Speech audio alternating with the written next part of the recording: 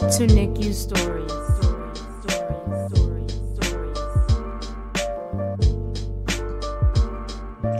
Hey, NICU Story followers, welcome back for another exciting episode of a wonderful mom sharing her beautiful story, her NICU story. I thank you all for tuning in as always. Today's guest we have with us today is Janiene Taylor. Hi, how are Hello. you?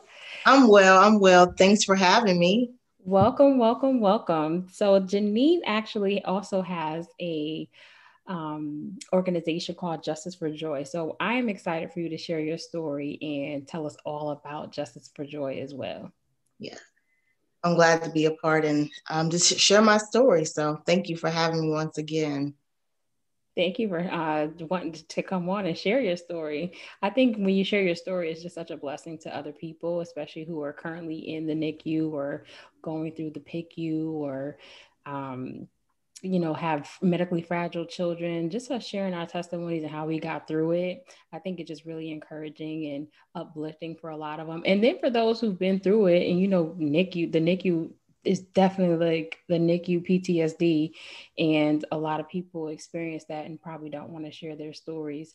But I think when we come out and share our stories and are open about it, it might encourage others to want to share, encourage, and to encourage other people as well. So I thank you so much for being bold enough to share your story with us and your concerns and, raise awareness for the NICU experience. So you Thank want to you. go ahead and just share your story with us? Yes, like she said, my name is Janiene Taylor. I'm the mother of three girls. I am in Youngstown, Ohio. After my third child, Justice Joy, who was born on June 7th, 2017, leading up to my birth, I experienced preeclampsia. So that's what triggered the early birth for Justice. We were only about 2 to 3 weeks early. I can't really remember the time frame, but I gave birth to a healthy baby girl. Giving birth, she did come out with severe jaundice, and the light system that was there at the facility where I gave birth at was not strong enough for Justice. So they transported her a half an hour away from where I was at in our residence to Pittsburgh Children's Hospital. Leading up there, she ended up contracting an infection called tonsillitis, which is an infection of the umbilical cord.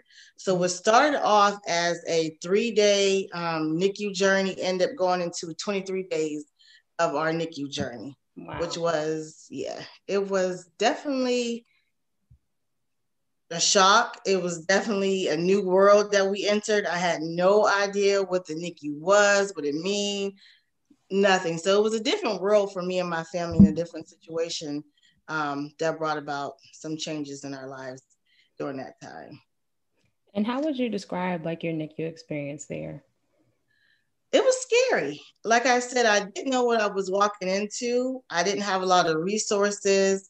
At times, I did have to go to Google after I kind of like settled myself inside the room. I was like, okay, I'm here. There's nothing I can do about it.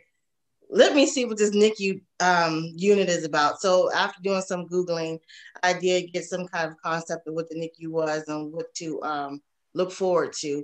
But I was definitely scared. I was confused. I was angry. I was frustrated. I was alone. I was lonely, a little depressed. I mean, I just gave birth and here I am sitting inside of a hospital, never made it home.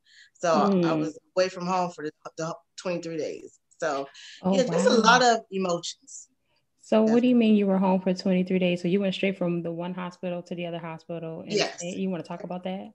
Yes. So immediately, Justice was transferred to the NICU hospital 2 days before I got discharged. I couldn't go with her because I was dealing with high blood pressure and they weren't comfortable letting me go. So I had to wait 2 days before I could reunite with her.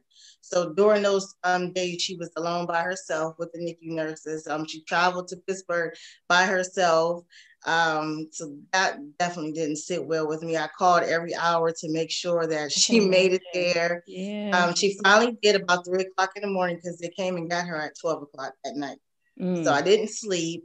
So I got discharged. I flew straight to Pittsburgh to be with her. So I never made it home.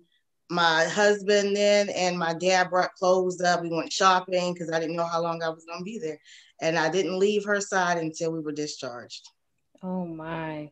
So how I can imagine that had to be very hard for you, because for me, leaving my daughter at the hospital, at first I said, you know what, let me stay the extra day, because they said, do you want to stay longer? I was like, I want to stay as long as I possibly can. And they only let me stay a maximum of 5 days, as opposed to like the normal 3 day stay in the hospital after in labor and delivery.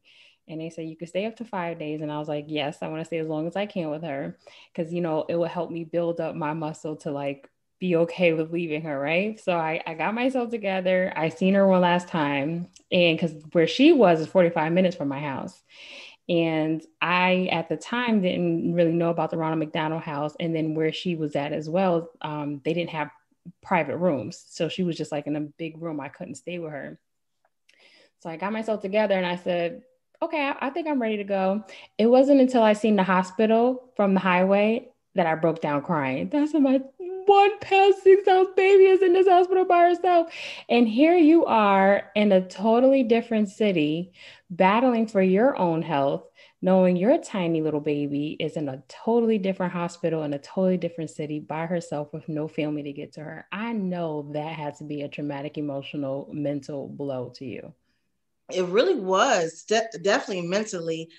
She has two older siblings, and I missed their birthdays. I have three girls who were born in the same week of June. So So she I still. missed their birthdays being in the hospital. And Oh, that's birthdays are big in our family. They were young at the time, so it was hard for them to understand. I've never been away from them, not even on vacation. oh, So it was definitely hard, and to leave them with my dad and their dad. The main struggle for them was getting them dressed as girls, trying to match up everything, and doing their hair. hair. Yes. I didn't get a chance to braid their hair because everything happened so fast. So that was the main struggle that they would express to me and break down about, like, we don't know what to do with their hair. That's the So doing thing. coaching calls on the phone was definitely And difficult. see, Nia was my first baby, but I tilt my hat to many moms and parents who have older children. And it's like you have to split your time. Especially it's hard because she was in a totally different city, and you have to split your time and figure out how to manage your household and be there for your baby, because they want you to be there all the time, to kangaroo, to nurture. And plus you don't want to leave them by themselves either. So it's such a juggle that I think a lot of people don't think about, the roller coaster and just the journey that parents go through in the NICU. How was the hospital stay for you while you were there? So I can't say it was comfortable. Justice was in her own room. So I had my own TV, my own sink, and my own shower, and we had a couch. So I slept on the couch. I had my pillow and my blanket. So that was comfortable for me. I was unable to get the Ronald McDonald House, which was attached to the hospital, due to the administrator had left early for the weekend. So she never seen my email, and just that connection, we just missed that connection to get me in there. But my stay there was comfortable. The hospital staff was nice. I didn't feel much support. A lot of things I didn't understand, I don't feel like was explained to me. And during the first week or two, I kind of like just shut down. I had to do my own thinking, my own healing, figure out life home, life here. Mm. So I kind of just shut down. But once I began to feel like myself a little bit in a way, I began to ask questions. I began to find my voice and begin to advocate for my daughter and be more in tune to the treatment I was given and being present during morning meetings. So I had to basically put myself out there, say, Mm-hmm. hey, I'm here. We're in this room. I had to speak up for myself, but overall the stay was comfortable. They did have a laundry room that we were able to go wash our clothes, and we got Oh, tokens for free. So yeah, so at the hospital? yes, at the hospital they had their Oh, own laundry room. wow. They had a room for when the siblings came up to visit. They can go and play in there. They had the cafes. They had a garden where I could walk out to. Eventually, when I got to myself, I ventured off out there, which was very peaceful. I received food vouchers because I was breastfeeding. So that was helpful as well. I didn't have to worry about what I was going to eat for the Oh, that's remainder of the amazing. I didn't get that. day. And I was nursing and pumping and bringing it, but I didn't get that treatment at all. That's some of the things that a lot of parents don't know going in, and that's why resources are very important. So you know what to ask and what to expect. Mm-hmm. That's Hospital. pretty interesting that you mentioned that. Was your husband able to come up and visit at all? So yes, he did. He would come up on weekends. Timing was crazy. He had just started a new job when Justice was being transported to Pittsburgh. So things were really hectic. He worked midnights and he would try to take care of the girls. So he would come up on the weekend, and I did get a chance to get to Ronald McDonald's house, and I allowed him to go in there and catch up on sleep while I had the other two kids with me. They were allowed to be in the room, but they just couldn't stay overnight like I could in the hospital. Oh, So okay. yeah, so we ate at the cafe, took him to the garden. It was a little pizza shop next door. I had good pizza. We ventured off down there in Pittsburgh to go next door to the pizza shop. Took him to the gift shop. The hospital in itself, the way it's built, the kids call it like an amusement park. I mean, it's just like it's colorful. It's toys hanging off I the love walls. it. The way it was built, it kind of looked like that. So it was very welcoming for families and definitely kids. The play center was awesome. After we got discharged, they loved. They will always ask, "Can we go back to Pittsburgh and play in the hospital?" Like, we're never going back there. We're never going back there. But they actually wanted to keep going after Justice came home, which was funny. But that just shows. That just goes to tell how the hospital was built and how warming it was I for was the gonna family. say most kids never want to go back to a hospital. Oh no. Like my son, who was also in the NICU, he was born full term, but he had Hirschsprung's disease, which is a portion of his colon that wasn't working. But he had multiple hospital stays, and he just dreaded going there. He hated being there. My daughter did not really like coming to visit. Like they just hated it. It just wasn't fun for them. So that does speak volumes of the hospital and their NICU, the fact that they're very mindful of children, especially, children who are medically fragile and have to spend some time there, that it's warm and it's like a fun place for them. So I love the fact that you're mentioning that about They that had a hospital. they had an entertainment floor Wow. where I think at one time Panera Bread came and set up like a buffet style where you can go and eat. At one time there was a band playing. So Nice. it's their entertainment floor. It kind of sent around in the middle of the hospital and you can see from the outside. But yeah, so they have a lot of entertainment in the hospital, even though it's quiet and at certain times it's not quiet. I don't know. It was still peaceful. I love that. So what transpired from your experience being in the NICU with Justice? So, leaving the NICU after 23 days, after I got a grip of myself, because I was a hot mess, I cried almost every day. But I had to do Mhm. an atmosphere check. I had to um, own my situation. So, once I owned my situation, I was able to change up the atmosphere in the room that was better fitting for me and Justice. And just leaving out, I felt it was bittersweet. I felt bad for some of the mothers that still had to be there. We would talk sometimes going out to the garden and just to hear their pain and being that I was able to be discharged. It was bittersweet because I didn't know whether I should rejoice or Yeah. it was just a tough time, even though I was excited to be going home, but I felt like I was leaving family members behind. So leaving the hospital, I would say about a month or two later, I was sleeping and I was woken up by a dream that God had given me a vision to start a nonprofit.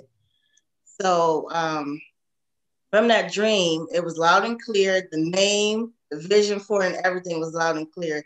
So at that time, I was like, okay, I'm a hairstylist. I don't know anything about running an organization. So this was definitely out of my comfort zone Right. for asking the community for help. But doing so, I followed through. I started a nonprofit called Justice for Joy. I wanted to use my experience that I went through in the hospital to help change other families' experience in the hospital. I wished I was there. When I was there, I wish I received some type of care package or a gift or a flower.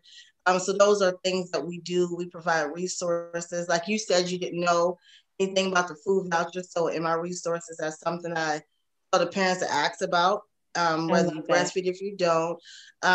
Different resources outside. We do help financially, but I also give resources from other outsources that can help you financially with bills, parking, hotel stay, food, just any living expenses that you come across being in a NICU and not being able to work either. I love So that. we provide NICU care packages that comes with snacks, toiletries, reading material, keepsakes, t-shirts, bracelets, just something to brighten up the family's day. Yes. You have the same routine every day, and just to see that there's a gift for you, that somebody outside thought enough of you to send Right. you a gift, that's enough to brighten anybody's It day. shines so much light Yes. in such a dark time for a lot of people. In my sign, you guys can't see it, but it does say "Be the light." And you are definitely being the light for other NICU parents. And I love what you're doing because you're right. When you get those little gifts and the fact that somebody just thought about how you're feeling, how your well being is, it just speaks volumes, especially when you're going through that time in the NICU by yourself. And some people don't really have a support system or like a village to support them during that process. So some people are alone. And then a lot of times you have dads going through the experience as well and really not knowing how to handle it. And it's just such a touchy, like you literally walking on eggshells half the time.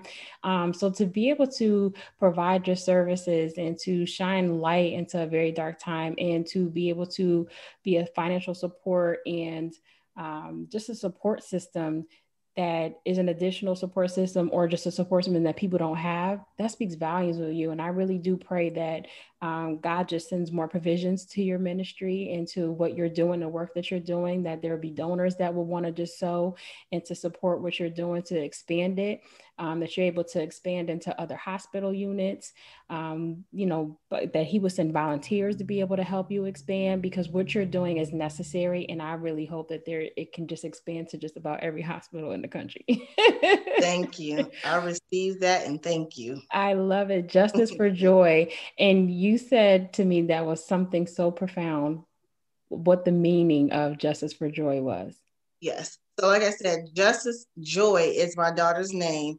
It was crazy. I liked both names, and by the time I got done pushing her out, I was like, just put the names together and let's get out of this hospital. They were like, okay. So they put it together. So it was Justice Joy. And in my dream, I thought, I said, well, what does justice for joy means? When I think of justice, I think of the word fight. So we're fighting for something. We're fighting for peace. We're fighting for this and that.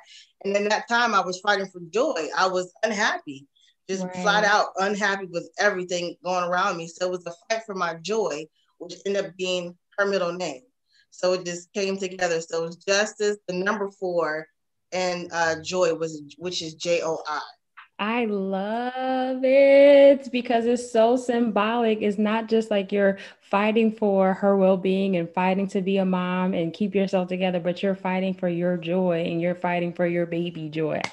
When Yes. I say I love your concept of your name and the meaning behind it, it warms my soul. When you told me, and I said, oh my God, I love that because we really are fighting for our joy and we're fighting for so many different emotions. We're fighting for so many different things when it comes to the NICU, and joy is definitely one of them because sometimes it's so hard to find it. And sometimes it's like up and down. And, one day they're doing amazing. Another day it's like the total opposite. And it's like the up and down effect that you're literally fighting for joy. You're fighting for sanity. You're fighting for peace. You're fighting for comfort. You're fighting for so many different things. So I just really love, and it was a God breathed idea to have such power to it, right? It was definitely.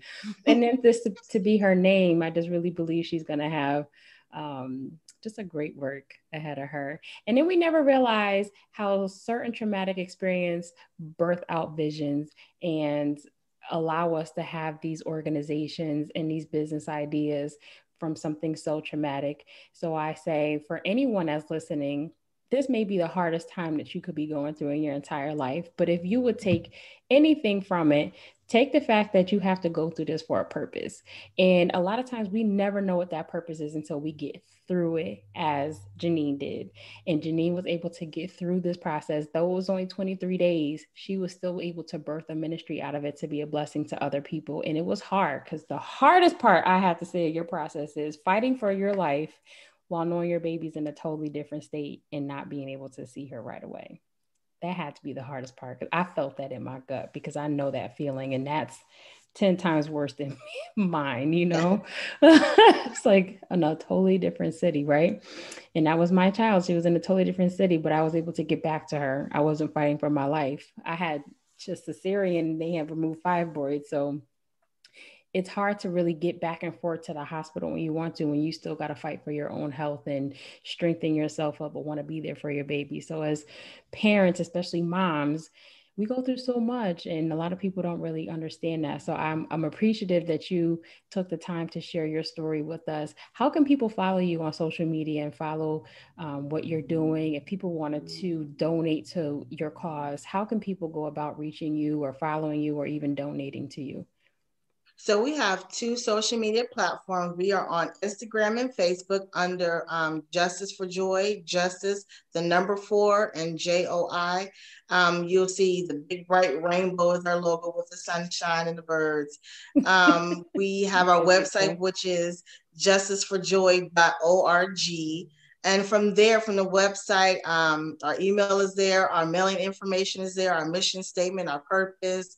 I have some pictures of justice. You'll get to read the full story of our story. There is also a donate page as well that you can donate to the organization. And there is also an Amazon wish list. And on that Amazon wish list is all the supplies and materials that we use to pack up the NICU bags. You can find that on Amazon as well by searching Justice for Joy, NICU Love and Support. I love it. I love it. I love it. I love it. That is wonderful that you have that set up. That part I didn't know, but that's good. I'm glad you mentioned that. So whoever listens to this episode, go out and support, because those little gifts, those little things speak volumes, and little really does become much. And it's such a big help to moms, especially like just even buying a meal, because it's expensive when you have to go there every single day. You're not able to pack lunch all the time, to worry about transportation and worry about diapers and breastfeeding. So support ministries and causes like Justice for Joy to be able to support other families in the NICU, because every little bit counts. Even if you can only donate $5, or you can buy the smallest item on their wish list, whatever you can donate or whatever you can do to support, it helps. Follow her on social media, promote her, share her, because everybody needs to know about Justice for Joy, and that Justice for Joy can spread to other NICUs and hospitals. So I thank you once again, Janiene, for sharing your story and your beautiful daughter's story. And we thank you so much, everyone, for tuning in. Janiene.